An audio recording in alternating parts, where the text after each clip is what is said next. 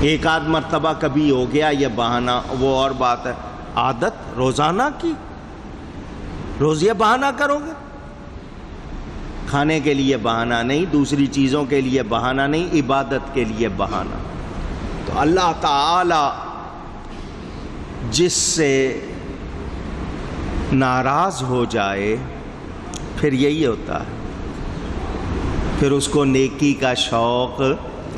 میں نے آپ کو بات سنائی تھی نا، مولانا روم نے لکھا مثنوی میں، بندہ تھا اس کے ساتھ جا رہا تھا اس کا غلام، دونوں مسلمان تھے، مسجد آ گئی، نماز کی اذان کی آواز آئی، غلام نے اپنے اس آقا سے کہا اجازت دو تو میں نماز پڑھاؤں، وہ چلا گیا، اس نے اجازت دے دی۔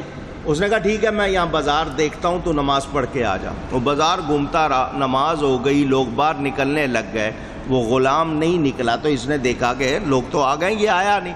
وہ مسجد کے دروازے پہ آ کے اندر کہنے لگا تجھے اندر کس نے روکا ہوا ہے؟ اس نے اندر سے جواب دیا مجھے اسی نے روکا ہوا ہے جس نے تجھے باہر روکا ہوا، جو تجھے اندر نہیں آنے دے رہا وہ مجھے باہر نہیں۔ تو یہ جو نماز نہیں پڑھتے ہیں یہ ہم سمجھتے ہیں شاید ہمیں کوئی کمال ہے یا نیکی نہیں کرتے ہیں، تو جو طبیعت ادھر نہیں آ رہی ہے تو یہ اللہ ناراض ہے، یہ کوئی اچھی بات۔ جن کو نیکی کی توفیق نہیں ملی ان کی اس سے بڑی پکڑ اور کیا ہوگی؟ وہ اس کو پکڑ سمجھے کہ ہمارا دھیان ادھر نہیں جا رہا، جس کا نیکی کی طرف خیال نہیں آ رہا، نیکی کا شوق نہیں ہو رہا، وہ اس کو پکڑ سمجھے۔ اللہ تعالیٰ جس کو پکڑے اس کی پکڑ سے ڈریں، ہر حال میں اللہ سے ڈریں۔ اور ہم مست ہیں، میں تو کہتا ہوں مست کے معنی کو برے نہیں ہوتے، مست کے معنی گم ہونا ہوتے ہیں۔ ہم کس میں مست ہیں؟ گناہ میں ہونا، نیکی میں مست چاہیے، اللہ میں مست ہونا چاہیے، نیکی میں مست ہونا چاہیے۔ ہم بدحالی میں، برائی میں مست ہیں، گمراہی میں مست ہیں، سوچنا چاہیے۔ میرے دوستوں اور بزرگوں، نبیوں کو جھٹلانا، نیکی کے کام کو جھٹلانا یہ کافروں کا طریقہ ہے۔ کن کا طریقہ ہے؟ آپ کسی کو نیکی کے لیے کہیں وہ جھٹلائے یا انکار کرے تو یہ مسلمان کا طریقہ نہیں۔ جھٹلانے والے اللہ خود ان کا ذکر فرما رہا ہے کہ ہم نے ان کو ڈھیل دی پھر ہم نے ان کو پکڑا۔ میرے دوستوں اور بزرگوں، بار بار سمجھایا جا رہا ہے، ایک مرتبہ دو مرتبہ آیتوں میں مضمون دہرایا جاتا ہے، سنو کیا حال ہوا پچھلوں کا، تم ان کی طرح نہ۔ اللہ کسی ایک میعاد تک، ایک خاص وقت تک مہلت دے دیتا ہے، پھر اللہ ان کو پکڑتا ہے۔ کسی کو طوفان میں ڈال دیا، ایک قوم پر سردی کا عذاب مسلط کر دیا، ایک پر گرمی کا کر دیا، کسی پر پانی کا کر دیا، کسی پر آندھی کا کر دیا، کسی پر چنگھاڑ کا کر دیا، کسی کو مچھروں سے، کسی کو پتھروں سے، طرح طرح کے عذاب آئے، ہمیں سب کا حال بتا دیا گیا۔ ہم نے کسی سے کچھ سیکھا؟ اونچی اور اونچی۔ اور 2 دن پہلے جھٹکا آیا تھا ایک، کیا کہتے ہو؟ زلزلہ، عربی میں زلزلہ، ارتھ کوئک۔ کتنی دیر کا؟ منٹ نہیں، 2-3 سیکنڈ۔ منٹ پورا آ جائے تو شاید شہروں کے شہر ختم ہو جائے۔ جھٹکا سہ سکتا ہے کوئی؟ اونچی۔ ابھی تک یہ سائنسدان مل کے کوئی ایسا آلہ نہیں بنا سکے کہ کب آنا ہے پتہ لگ جائے۔ ناپ لینے کے انہوں نے آلے بنائے ہوئے، اندازہ لگانے کے کہ کتنا سخت جھٹکا تھا، اس کا اندازہ لگانے کے آلے بنائے ہیں، مگر ایسا کوئی آلہ نہیں بنایا کہ پتہ لگ جائے کہ آ جائے گا، کل آئے گا، ایسا کوئی آلہ۔ اس جھٹکے میں کیا ہوتا ہے؟ سنبھلنے کا موقع ملتا ہے؟ پوچھ رہا ہوں۔ 1 سیکنڈ 2 سیکنڈ 3 سیکنڈ بستی ختم، اس کے باوجود نہیں سمجھتے۔ وہ 3 سیکنڈ کا جھٹکا گیا، اسی دن کے بعد کیا حال ہے لوگوں کا؟ کسی کو یاد ہے؟ رات گئی بات گئی، بھول گئے، پھر مست، بار بار، لیکن کوئی سنبھلتا ہی نہیں، ہوش ہی نہیں ہے۔ سمجھدار کے لیے اشارہ کافی، عقل مند را اشارہ کافی است، مگر پتہ چلا ہم سمجھدار نہیں۔ بہت سیانے اپنے آپ کو سمجھتے ہیں، نہیں جی ہم بہت سمجھدار ہیں، ہم سمجھدار نہیں۔ اللہ نے ان کو مہلت دی، پھر ان کو پکڑا۔ اللہ پکڑے تو کوئی بچا سکتا ہے؟ پوچھ رہا ہوں۔ فَكَيْفَ كَانَ نَكِيرٌ، او انکار کرنے والوں، جھٹلانے والوں، جب اللہ کی پکڑ ہوتی ہے تو پوچھا جاتا ہے بولو اب کیسا ہے انکار؟ کوئی جواب دے سکتا ہے؟ سچ کو جھٹلانے والوں، انکار کرنے والوں، بتاؤ۔ بڑے اس وقت ظام میں تھے، کوئی کچھ نہیں بگاڑ سکتا، ہمارا کوئی کچھ نہیں کر سکتا۔ کدھر گئی باتیں وہ ساری؟ سر درد ہو جائے، اللہ ٹھیک نہ کرنا چاہے، دنیا کی کوئی دوا ٹھیک کر سکتی ہے؟ نہیں۔ اے انسان کتنا بے بس ہے تو، پھر اکڑتا۔ یہ تیری تباہی اور بربادی کا سبب تو خود ہے۔ تجھے تو ہم نے عزت دی تھی، شان والا بنایا تھا، کیا کیا تو نے؟ پہچان اپنے آپ کو۔ میرے دوستوں اور بزرگوں، اللہ تعالی نے اپنے نبیوں کو فتح دی۔ قوم نے جھٹلایا، قوم نے تکلیف پہنچائی، نبیوں نے صبر کیا تو اللہ نے ان کو فتح دی اور ان کو شان عطا کی۔ جھٹلانے والوں کو کوئی شان نہیں ملی، کوئی آرام نہیں ملا۔ تو اللہ اپنے حبیب کو تسلی دے رہا ہے، محبوب یہ اگر آج آپ کو جھٹلا رہے ہیں تو یہ ان کا پرانا طریقہ ہے، انہوں نے جھٹلانا ہی جھٹلانا ہے، یہ ماننے والے نہیں ہیں، ان کی وجہ سے آپ دل تنگ نہ ہوں۔ میرے دوستوں اور بزرگوں، پتہ کیا چلا؟ وہ لوگ جو نبیوں کی تکذیب کریں، نبیوں کا کہنا نہ مانیں، اللہ کے پیاروں کو ستائیں، وہ کامیاب ہوتے نہیں۔ فَكَأَيٍّ مِّن قَرْيَةٍ أَهْلَكْنَاهَا وَهِيَ ظَالِمَةٌ، اور کتنی ہی بستیاں ہم نے کھپا دی، وہ ستمگار تھی۔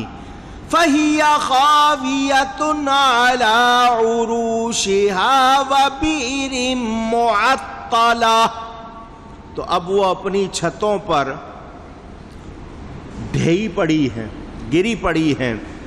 وَبِئْرٍ مُّعَطَّلَةٍ وَقَصْرٍ مَّشِيدٍ، اور کتنے کنویں بیکار پڑے اور کتنے محل ڈھیر بن گئے۔ کیا چیزیں بناتا ہے انسان؟ بستیاں، نیا ٹاؤن، نئے شہر بناتا ہے، پلاننگ، اس میں جی اتنی سڑکیں ہوں گی، اتنے پارک ہوں گے، اتنی سیرگاہیں ہوں گی، ایسے مکان ہوں گے، بجلی کا انتظام ہوگا، لفٹیں لگی ہوں گی، لائبریریاں ہوں گی، اسکول ہوں گے، یہ ہوگا۔ آج کل یہی ہوتی ہے نا، شور بستیاں آباد کرتا ہے۔ پھر مکان بناتے ہیں، جی اس میں مکان میں آپ کے لیے یہ سہولت ہوگی، ڈرائنگ روم ہوگا، ڈائننگ ہوگا، بیڈ روم ہوگا، ماسٹر بیڈ روم ہوگا، لاؤنج ہوگا، دکھاتے ہیں آپ کو تاکہ آپ کے اندر اس کی لالچ آئے، خواہش پیدا ہو۔ اس کے بعد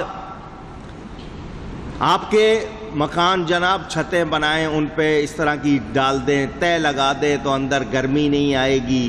موسموں کے تغیرات کا اثر، اس سے اگر آپ سردی سے بچنا چاہیں، گرمی سے بچنا چاہیں، جس کو ایئر کنڈیشن کہتے ہیں، یہ سارے کنویں بناتے ہیں پانی کے لیے، انتظام کے لیے، محل سجاتے ہیں، جی یہ واٹر پروف ہے، جی یہ بم پروف ہے، جی یہ زلزلہ پروف ہے، جی یہ کوئی ہے موت پروف ہے، کوئی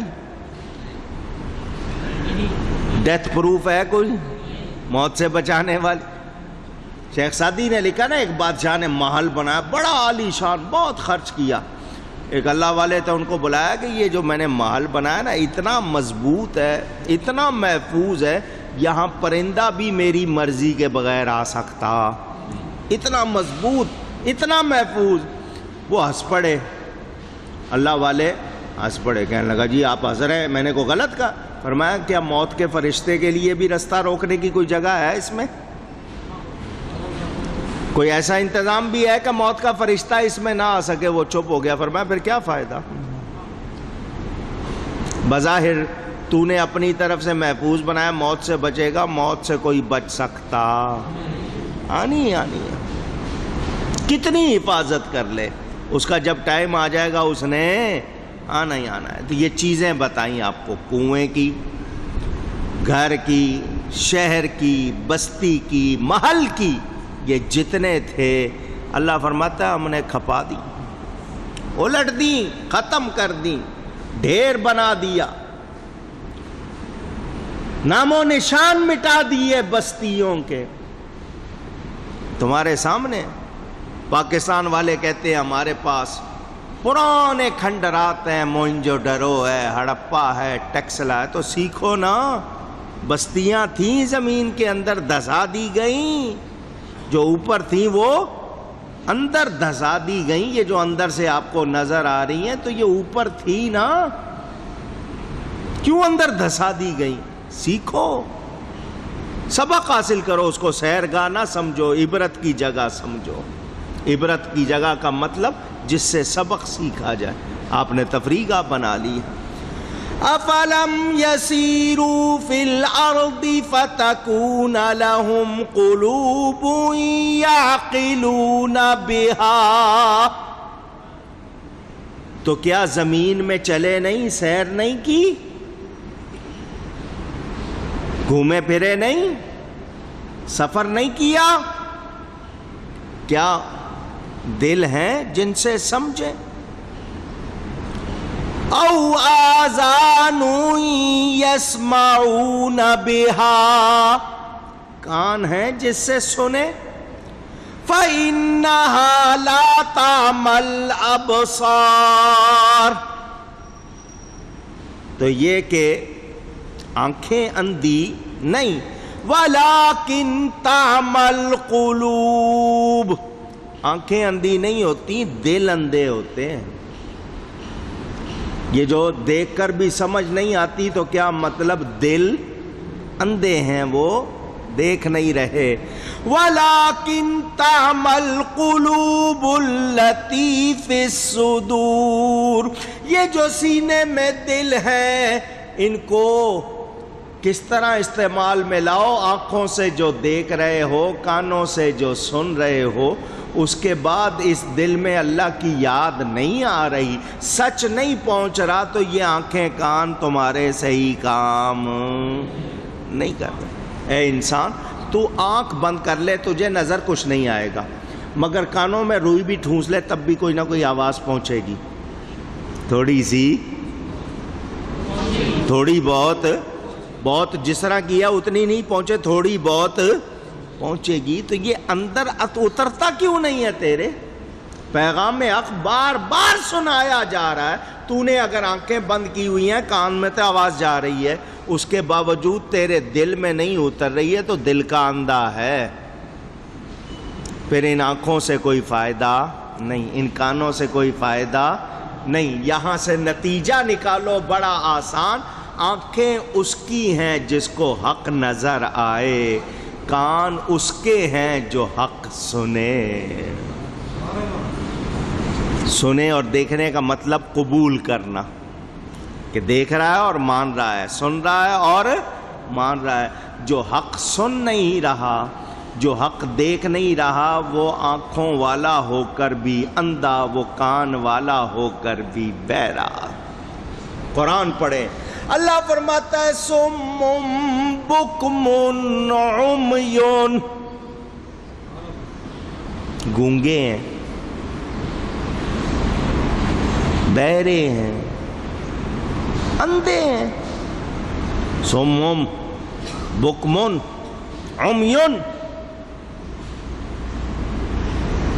بہرے ہیں، گونگے ہیں، اندھے ہیں۔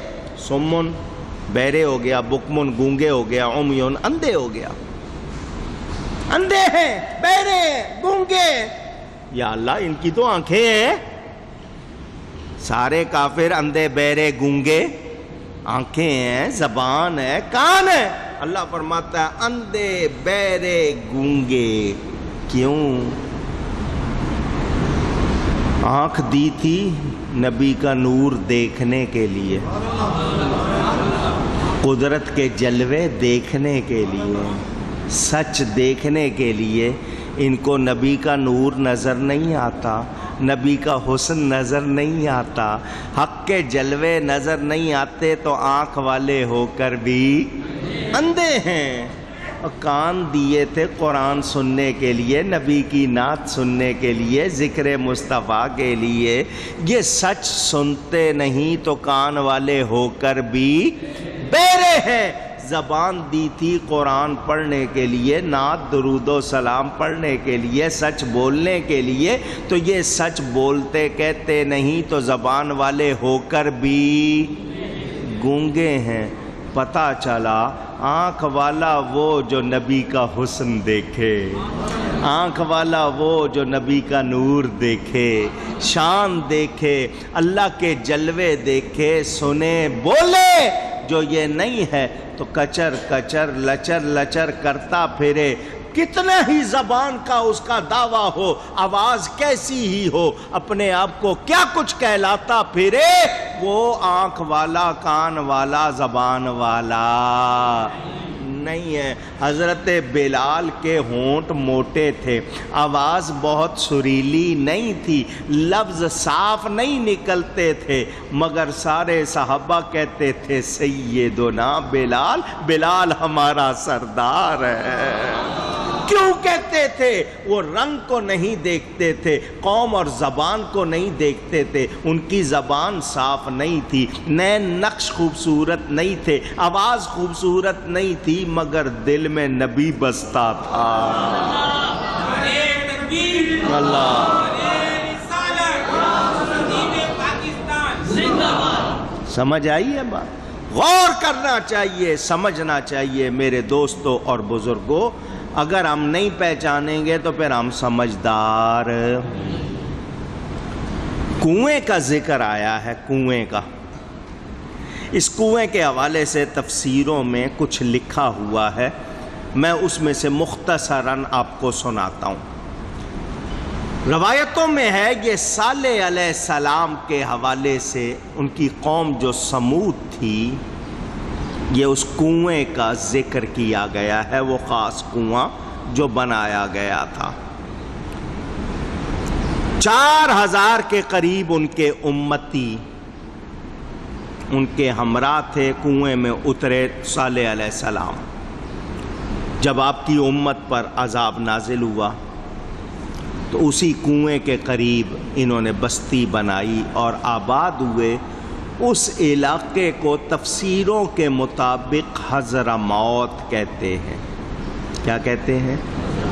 یہ یمن کے قریب علاقہ، یمن کا۔ چونکہ حضرت صالح علیہ السلام تشریف لائے تو حضر کہا گیا، یہیں ان کی وفات، ان پر موت آئی، تو اس لیے حضرموت، یہ حضرہامات کہا جاتا تھا، کہنے میں لوگوں کے حضرموت ہو گیا۔ اس کے گرد ایک شہر تھا جس کو حاضورہ کہا جاتا تھا، یہ صالح علیہ السلام کی قوم نے بنایا تھا۔ اس کا امیر جو بادشاہ حاکم تھا، جلیس بن جلاس اس کا نام بتایا گیا۔ عرصہ دراز تک، ایک لمبی مدت تک وہاں رہے، ایک مدت کے بعد ان لوگوں نے کافر ہو کر بت پرستی اختیار کر لی۔ ان کی اصلاح کے لیے حضرت حنظلہ بن صفوان کو وہاں بھیجا گیا، انہوں نے ان کو شہید کر دیا۔ اس قوم پر اللہ ناراض ہوا اور ان کو تباہ کر دیا گیا۔ امام سہیلی ان کی روایت بھی سن لیں، وہ کہتے ہیں اس کنویں سے مراد رس والوں کا کنواں، قوم تھی ان کا کنواں، یہ عدن میں تھا، عدن ایک جگہ کا نام، جدہ سے آگے کچھ فاصلے پر۔ اس کے ساتھ قوم سمود کے وہ لوگ جو وہاں اپنی بستی سے نکلے تھے وہ آباد تھے۔ انہوں نے بادشاہ کا نام العلس لکھا ہے کہ وہ عادل نیک سیرت بادشاہ تھا، اور کنویں سے مراد جو کنواں جس کا ذکر ہوا ہے اس سے تمام شہر اور گرد و نواح کی بستیاں ان کو پانی ملتا تھا اس کنویں سے، اور جتنے بھی جانور بھیڑ بکریاں اونٹ گائیں وغیرہ وہ بھی اسی کنویں سے پانی پیتے تھے۔ یہ اس کنویں کا ذکر ہے۔ مختلف طریقوں سے پانی آگے پہنچانے کا اس میں سلسلہ تھا۔ نعرہ تکبیر، نعرہ رسالت، محترم جناب وزیر اہل سنت، وہ انہوں نے پانی سپلائی کا انتظام کیا ہوا تھا، نالیاں بنا کر پانی پہنچانے کے لیے۔ بہت سارے نوکر ملازم اس کنویں پر انہوں نے مقرر کیے تھے۔ پہلے اس پانی کو سنگ مرمر، آج آپ کے ہاں بہت ہوتا ہے، آپ کو اس لیے بتانے کی ضرورت نہیں، ماربل، اس کے ایک بڑے حوض میں اس کا ایک بڑا حوض بنایا تھا، اس میں جمع کیا جاتا۔ پھر ہر ایک جنس کے لیے الگ چھوٹے چھوٹے حوض بنا دیے، انسانوں کے لیے الگ، پرندوں کے لیے الگ، وحشی جانوروں کے لیے الگ، دوسرے پالتو جانوروں کے لیے الگ۔ اس کنویں کے کاروبار میں بڑی گہما گہمی رہتی تھی، شہری اور اس کے گرد و نواح کے لوگ اس کنویں کے سوا ان کو کہیں سے پانی نہیں ملتا تھا، سب آتے تھے۔